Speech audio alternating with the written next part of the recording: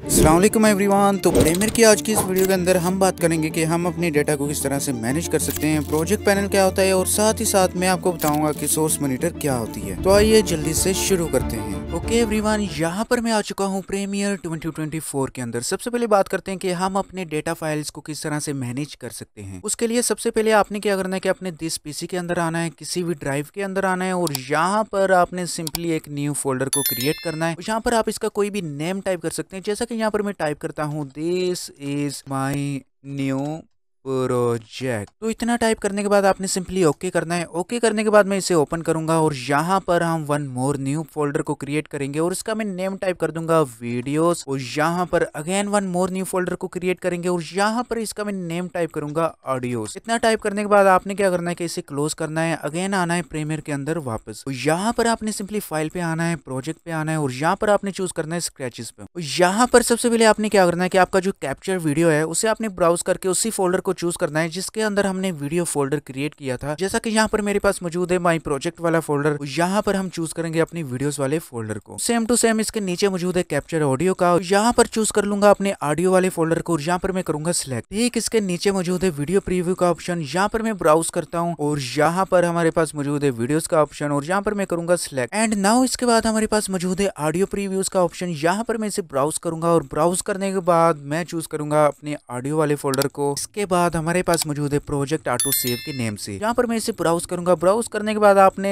उस फोल्डर को चूज करना है जिसका नेम हमने टाइप किया था this is my new project. Select करने के बाद इसके नीचे आऊंगा और यहाँ पर मैं ब्राउज पे क्लिक करके चूज कर लूंगा इस फोल्डर को और यहाँ पर मैं करता हूँ सिलेक्ट। यहाँ पर हमारे पास नीचे मौजूद है मोशन ग्राफिक्स और इसे भी मैं चूज कर लूंगा अपने उसी फोल्डर को। यहाँ पर मैं करता हूँ ओके। एंड ये सारा का सारा काम करने के बाद आपने क्या करना है कि सिंपली इसको ओके करना है। ओके करने के बाद नाउ बात करते हैं कि ये सारी की सारी चीजें हमने क्यों की। जैसा कि आप यहाँ पर देख सकते हैं हमने एक न्यू फोल्डर क्रिएट किया था कि नाउ हम जब भी अपने प्रीमियर के अंदर डेटा को एडिट करेंगे वो सारी की सारी फाइल्स इसी फोल्डर के अंदर डिफॉल्ट सेव होती रहेंगी। मतलब कि अगर हम फ्यूचर में इस प्रोजेक्ट को किसी भी जगह शिफ्ट करना चाहते हैं तो हम इजीली कॉपी पेस्ट करके उसे शिफ्ट कर सकते हैं, या फिर हमारा क्लाइंट हमसे हमारी प्रोजेक्ट फाइल मांगता है हम इससे भी कॉपी पेस्ट करके इजीली मेल कर सकते हैं। तो नाउ यहाँ पे बात करते हैं प्रीमियर के अंदर मौजूद प्रोजेक्ट पैनल के बारे में। लेकिन उससे पहले यहाँ पर मैं आपको एक छोटी सी टिप दे दूं कि अगर आप किसी भी पैनल पे जाके कीबोर्ड से एक्सेंट की प्रेस करते हैं, जो कि हमारे कीबोर्ड में टैब बटन के ऊपर और एस्केप बटन के नीचे मौजूद होती है, शायद उसे एक्सेंट की ही बोलते हैं बट मुझे अच्छे से नहीं पता। अगर आपको अच्छे से पता है तो मुझे जरूर बताइएगा। तो अगर मैं किसी भी पैनल पे आके उसे प्रेस करता हूँ तो हम अपने पैनल को इस तरह से फुल बड़ा देख सकते हैं। फिर चाहे वो आपकी टाइमलाइन हो, प्रोजेक्ट पैनल हो या फिर सोर्स मॉनिटर हो, आप किसी भी चीज को इस तरह से इजीली जूम करके देख सकते हो। नाउ बात करते हैं कि हम अपने प्रीमियर के अंदर वीडियोस को किस तरह से इंपोर्ट कर सकते हैं। तो इस पैनल को मैं इस तरह से बड़ा कर लूंगा। वीडियो को इंपोर्ट करने के यहाँ पर काफी सारे प्रोसेस मौजूद है। तो अगर मैं यहाँ पर राइट पे क्लिक करूँ तो यहाँ पर हमें काफी सारे ऑप्शंस देखने को मिलते हैं। तो अगर मैं यहाँ पर इंपोर्ट पे क्लिक करूँ तो यहाँ पर हम सिंपली अपनी वीडियो को सिलेक्ट करके ओपन कर सकते हैं, या फिर इसके अलावा मैं डबल क्लिक करूँ तो डबल क्लिक करने के बाद भी आप अपनी वीडियो को चूज करके यहाँ पर ओपन कर सकते हैं। इसके बाद आप फाइल के अंदर आके भी यहाँ पर अपनी वीडियो को इंपोर्ट कर सकते हैं, या फिर इसके अलावा आप कीबोर्ड से कंट्रोल आई प्रेस करके भी अपनी वीडियोस को इजीली इंपोर्ट कर सकते हैं, या फिर इवन के यहाँ पे आप अपनी वीडियो को ड्रैग एंड ड्रॉप करके भी इंपोर्ट कर सकते हैं। तो ये डिपेंड करता है प्रीमियर के यूजर के ऊपर कि वो प्रीमियर को किस तरह से यूज करना चाहता है। लेकिन उससे पहले मैं इसे छोटा कर लेता हूँ कुछ इस तरह से, और इस तरह से मैं इसे ड्रैग एंड ड्रॉप करके थोड़ा सा बड़ा करता हूँ। एंड नाउ अगर मैं यहाँ पर आऊँ तो यहाँ पर मुझे न्यू आइटम देखने को मिलेगा। अगर मैं इस पे क्लिक करूँ तो क्लिक करने के बाद मुझे यहाँ पर काफी सारे ऑप्शंस देखने को मिलते हैं। अगर मैं सेम टू सेम यहाँ पर राइट क्लिक करूँ, न्यू आइटम पे आऊँ तो same to same as it is मुझे यही सारे के सारे ऑप्शन यहाँ पर देखने को मिलेंगे। अब ये सारे के सारे ऑप्शंस कहाँ पे यूज होते हैं, इनका वीडियोस में क्या यूज होता है, ये मैं आपको वन बाय वन करके बताता रहूंगा। बट अभी के लिए आपने ये याद रखना है कि ये सारे के सारे ऑप्शन या तो फिर हमें न्यू आइटम के अंदर देखने को मिलते हैं, या फिर हम यहाँ पे राइट क्लिक करके न्यू आइटम पे आए, या फिर यहाँ पर हमें देखने को मिलते हैं। ठीक इसके साथ ही मौजूद हमें एक बिन देखने को मिलती है, जहाँ पर हम वन क्लिक करके काफी सारी बिन्स भी क्रिएट कर सकते हैं। देखिए जब भी कोई मूवीज को एडिट किया जाता है या फिर हम यूट्यूब वीडियोस को एडिट करते हैं तो उसके अंदर काफी सारा डाटा मौजूद होता है, जैसा कि साउंड्स होते हैं, मोशन ग्राफिक टेम्पलेट होती है, कुछ आउटडोर शूट होते हैं, कुछ इनडोर शूट्स होते हैं। इस तरह हम one by one folder create करके नेम भी दे सकते हैं कि इसके अंदर हमारे आउटडोर शूट्स हो सकते हैं और इसके अंदर हमारे इनडोर शूट्स हो सकते हैं। तो यहाँ पर ये जो छोटा सा आइकन है, ये हम किसी भी चीज को सिलेक्ट करके यहाँ से इजीली डिलीट कर सकते हैं, या फिर हम किसी भी चीज को चूज करके बैक स्पेस प्रेस करके भी इसे इजीली डिलीट कर सकते हैं, या फिर अगर मैं कीबोर्ड से कंट्रोल बी प्रेस करूं, यहाँ पर भी हम अपनी न्यू बिन को क्रिएट कर सकते हैं। तो इस तरह से भी हम अपनी न्यू बिन को क्रिएट कर सकते हैं। इसके साथ अगर मैं बिन के साथ देखूं तो यहाँ पे हम क्लिक करके अपने डेटा को सर्च भी कर सकते हैं, जैसा कि काफी सारा डेटा या फाइल्स मौजूद होती है, यहाँ पर हम क्लिक करके अपने डेटा को फाइंड आउट भी कर सकते हैं, या फिर सेम टू सेम यहाँ पे टाइप करके अपने डेटा को भी सर्च कर सकते हैं। और ये वाले ऑप्शंस तब बहुत ज्यादा यूज होते हैं जब हमारे पास बहुत सारा डेटा होता है। तो अगर मैं यहाँ पे आऊँ तो यहाँ पर आप इसे इस तरह से छोटा या बड़ा भी कर सकते हैं। यहाँ पर आप इसे आइकन व्यू में भी देख सकते हैं क्लिक करके, एंड जो कि काफी ज्यादा हेल्पफुल होता है काफी सारे डेटा का प्रीव्यू देखने के लिए। तो इस तरह से भी आप इसे देख सकते हैं। एंड इसके बाद आप यहाँ पे क्लिक करके इनको आइकन व्यू में भी देख सकते हैं। इसके साथ ही मौजूद अगर मैं यहाँ पे क्लिक करूँ, यहाँ पे क्लिक करके हम इसे लिस्ट आइटम में भी देख सकते हैं। तो ये वाला ऑप्शन मुझे काफी ज्यादा अच्छा लगता है, क्योंकि इसके अंदर हमें ये डेटा की काफी ज्यादा इंफॉर्मेशन दे देता है कि उसका फ्रेम रेट क्या है, उसकी टाइम ड्यूरेशन क्या है। तो इस तरह की काफी सारी चीजें हमें लिस्ट आइटम पे क्लिक करने देखने को मिल जाती हैं। इसके बाद अगर आप यहाँ पे आए तो इसे मैं दोबारा से आइकन व्यू में करता हूँ। तो इसके बाद अगर आप यहाँ पे आए तो यहाँ पर हमें काफी सारे ऑप्शन देखने को मिल सकते हैं, जैसा कि आप अपने पैनल को क्लोज भी कर सकते हैं, अनडॉक भी कर सकते हैं। अनडॉक करने के बाद आप यहाँ पे क्लिक करके भी इसे क्लोज कर सकते हैं, एंड या फिर आप यहाँ पे क्लिक करके इसे किसी भी पैनल को इस तरह से क्लोज कर सकते हैं। और यहाँ पर मैं अपने पैनल को दोबारा से ओपन करूंगा, प्रोजेक्ट पे आऊंगा और यहाँ पर ये मेरा पैनल वापस आ चुका है। तो इसे मैं यहाँ पे ड्रैग एंड ड्रॉप कर दूंगा, ये मेरा पैनल मेरे पास वापस आ चुका है। ठीक है, इसके बाद अगर मैं यहाँ पे आऊँ, यहाँ पर हम अपने प्रोजेक्ट को क्लोज भी कर सकते हैं या फिर सेव भी कर सकते हैं। तो सेम टू सेम आप फाइल के अंदर आके भी ये सारी की सारी चीजें कर सकते हैं, सेव भी कर सकते हैं, क्लोज भी कर सकते हैं। ये आपके ऊपर डिपेंड करता है कि कौन सा ऑप्शन कहाँ से यूज करना है। तो इसके बाद अगर मैं अगेन यहाँ पे आऊँ तो यहाँ पर हमारे पास काफी सारी सेटिंग देखने को मिल जाती है। तो इसके बाद अगर मैं यहाँ पर रिवील प्रोजेक्ट पे क्लिक करूँ, प्रीमियर क्या करेगा कि हमें वो वाली लोकेशन ओपन करके दे देगा जहाँ पर हमारा प्रीमियर हमारे प्रोजेक्ट को ऑटो सेव कर रहा है। एंड इसके बाद मैं अगेन यहाँ पे आऊँ तो यहाँ पे हमें अगेन न्यू बिन का ऑप्शन देखने को मिलता है। आप न्यू बिन को सर्च भी कर सकते हैं, चीजों को फाइंड आउट भी कर सकते हैं। यहाँ पर अगेन वही चीजें रिपीट हो चुकी हैं, जैसा कि आप लिस्ट आइटम में करके देख सकते हैं, आइकन में करके देख सकते हैं। तो ये आपके ऊपर डिपेंड करता है कि आप कौन सी चीज कैसे यूज करना चाहते हैं। तो यहाँ पर आप मेटा डेटा डिस्प्ले भी देख सकते हैं, अपने प्रोजेक्ट को अगेन सेव भी कर सकते हैं। और यहाँ पर अगर आप चाहें तो अपने फॉन्ट का साइज भी मैनेज कर सकते हैं। अगर मैं एक्स्ट्रा लार्ज पे क्लिक करूँ, यहाँ पर आप देख सकते हैं कि हमारे जो प्रोजेक्ट का नेम है वो बड़ा हो चुका है थोड़ा सा। तो आप इस चीज पे फोकस रखिएगा। हम अगेन यहाँ पे आएंगे, यहाँ पे फॉन्ट साइज पे आके इसे मैं थोड़ा सा मीडियम कर दूंगा। मीडियम करने के बाद यहाँ पे हमारा अगेन नेम छोटा हो चुका है। तो इसके बाद अगर मैं यहाँ पे आऊँ तो यहाँ पर हमें एक और ऑप्शन देखने को मिलता है जिसका नेम है thumbnail control all pointing devices. अगर मैं यहाँ पे क्लिक करूँ, क्लिक करने के बाद अगर आप अपने किसी भी वीडियो पे क्लिक करते हैं, मैं उसे इस तरह से बड़ा कर लेता हूँ, तो यहाँ पर हमें कुछ ऑप्शन देखने को मिलते हैं। तो इस तरह से हम अपनी वीडियो को इन या आउट करके इजिली देख सकते हैं। तो अगर मैं इसके ऊपर क्लिक करूँ, अब यहाँ पे देख सकते हैं कि ये जो हमारी कलर वाली लाइन है उसने यहाँ पर इसे इस तरह से इन कर लिया है। तो अगर मैं इस तरह से इसे आउट करूँ तो यहाँ पर आप अपने क्लिप्स को इसी तरह ड्रैग एंड ड्रॉप कर सकते हैं अपनी सीक्वेंस के अंदर। तो अगर मैं अपने किसी भी वीडियो पे माउस का एरो इस तरह से ड्रैग एंड ड्रॉप करूँ तो हम अपनी वीडियोस का इजीली प्रीव्यू भी देख सकते हैं। नाउ मैं क्या करूंगा कि अगेन उसी ऑप्शन के अंदर आके इसको मैं ऑफ कर दूंगा, तो यहाँ पर हम इजीली अपनी वीडियो का प्रीव्यू भी देख सकते हैं। नाउ इसके बाद बात करते हैं ठीक इसके ऊपर मौजूद सोर्स मॉनिटर के बारे में। इसे मैं थोड़ा सा इस तरह से बड़ा कर लेता हूँ, कुछ इस तरह से। सबसे पहले मैं क्या करता हूँ कि विंडो के अंदर आके इससे मैं रीसेट करता हूँ ताकि हमारी जो अलाइनमेंट है वो सारी की सारी डिफॉल्ट सेटिंग में आ जाए। तो यहाँ पर मैं इस पैनल को कर दूंगा क्लोज। नाउ बात करते हैं सोर्स मॉनिटर के बारे में। तो इसे मैं थोड़ा सा यहाँ पर एक बार बड़ा कर लेता हूँ, कुछ इस तरह से।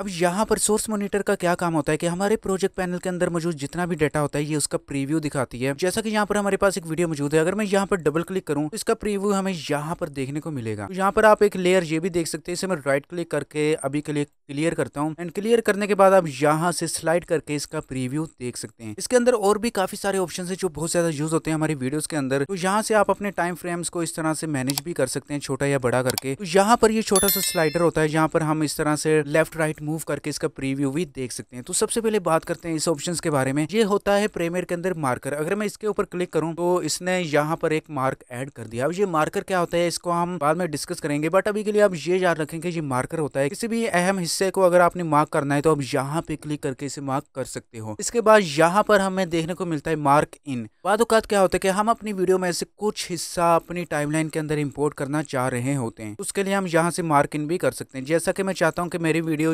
यहाँ से यहाँ तक हो। तो उसके लिए मैं क्या करूंगा कि यहाँ पे क्लिक करूंगा, मार्क इन हो गई और इसके साथ ही मौजूद है मार्क आउट। तो यहाँ पर मुझे जितना वीडियो का हिस्सा चाहिए, जितनी वीडियो की लेंथ चाहिए, वहां पे आके मैं इससे मार्क आउट कर सकता हूँ। तो यहाँ पर हमारा ये इतना हिस्सा सिलेक्ट हो चुका है। अगर मैं ना चाहूँ तो अपनी वीडियो को ड्रैग एंड ड्रॉप करके अपनी टाइमलाइन के अंदर इंपोर्ट कर सकता हूँ। तो सेम टू सेम इसी तरह ये काम होता है मार्क इन या मार्क आउट का, कि हमें वीडियो में से जितनी भी लेंथ चाहिए होती है वो हम हाईलाइट करके इजीली ड्रैग एंड ड्रॉप भी कर सकते हैं। तो अब ये काम कीबोर्ड से भी कर सकते हैं। जैसा कि यहाँ पर मैं आई का बटन प्रेस करूँ तो यहाँ पर मार्क इन हो चुका है। तो जहां तक मुझे जितना वीडियो का हिस्सा चाहिए वहां पे जाके मैं ओ को प्रेस करूंगा तो यहाँ पर ये मार्क आउट हो चुका है। तो उतना हिस्सा इसने हाईलाइट कर दिया। अब मैं यहाँ से इजीली अपनी टाइमलाइन के अंदर उस हिस्से को इंपोर्ट इस तरह से कर सकता हूँ। तो यहाँ पर मैं अभी के लिए इसे डिलीट करता हूँ। टाइमलाइन के बारे में हम बाद में बात करेंगे, बट अभी हमारा टॉपिक है सोर्स मॉनिटर। तो इसके बाद अगर हम यहाँ पर देखें तो यहाँ पर हमारे पास मौजूद है गो टू इन। अगर मैं इसके ऊपर क्लिक करूँ तो ये जो हमारा स्लाइडर है ये इन पे आ जाएगा। अगर मैं यहाँ पे क्लिक करूँ हमारा स्लाइडर यहाँ पे डिफॉल्ट आ जाएगा। तो इसके बाद यहाँ पर हमें कुछ और बटन्स भी देखने को मिलते हैं। तो अगर मैं यहाँ पे क्लिक करूँ तो हम इससे 1 बाय 1 करके अपने फ्रेम को भी मूव कर सकते हैं। जैसा कि मैं अपनी सोर्स मॉनिटर को यहाँ पे बड़ा करता हूँ। बड़ा करने के बाद अगर मैं यहाँ पे क्लिक करूँ तो यहाँ पर हम 1 बाय 1 करके भी अपने फ्रेम को देख सकते हैं। अगर मैं यहाँ पे क्लिक करूँ तो यहाँ पर भी हम 1 बाय 1 करके अपने फ्रेम को देख सकते हैं। तो इसके बाद हम बात करते हैं इन दो बटन्स के बारे में। इन दो बटन्स को आप अभी के लिए स्किप करें, इनका क्या यूज होता है ये मैं आपको बाद में बताऊंगा, बट अभी के लिए आप इन दो बटन्स को छोड़ दें। इनके बारे में हम तब बात करेंगे जब हम अपनी टाइमलाइन पे आएंगे, बट अभी के लिए आप इन दोनों को छोड़ दो। तो यहाँ पर हमें एक और ऑप्शन देखने को मिलता है जिसका नाम है एक्सपोर्ट फ्रेम, यानी कि कैमरा आइकन देखने को मिलता है। अब इसका क्या मीनिंग है? बाजुकात क्या होता है कि हमें अपनी किसी भी वीडियो में से एक फ्रेम अच्छा लगता है, हम चाहते हैं कि उसका स्क्रीनशॉट आ जाए या उसको कैप्चर कर लिया जाए, तो आप यहाँ पे सिंपली क्लिक करके उसको कैप्चर कर सकते हैं। यहाँ पर अपनी फ्रेम का नेम दे सकते हैं। यहाँ पर आप फॉर्मेट भी बता सकते हैं कि कौन से फॉर्मेट में आपको अपना स्क्रीनशॉट चाहिए। यहाँ पे आप क्लिक करके यहाँ पर ओके भी कर सकते हैं। बट यहाँ पर आपने एक चीज का ध्यान रखना है कि अगर यहाँ पर टिक ऐड होगा तो हमारा जो फ्रेम होगा वो प्रीमियर के अंदर डिफॉल्ट इंपोर्ट हो जाएगा। अगर यहाँ पर टिक ना लगा हुआ हमारा जो फ्रेम होगा वो यहाँ पर इंपोर्ट नहीं होगा। तो यहाँ पे ब्राउज पे क्लिक करके आप कोई भी लोकेशन बता सकते हैं कि मेरा फ्रेम यहाँ पे होना चाहिए। तो यहाँ पर अगर मैं टिक को ऐड करूँ, यहाँ पर ओके करूँ, ओके करने के बाद आप यहाँ पे देख सकते हैं कि हमारा बिल्कुल एक स्टिल फ्रेम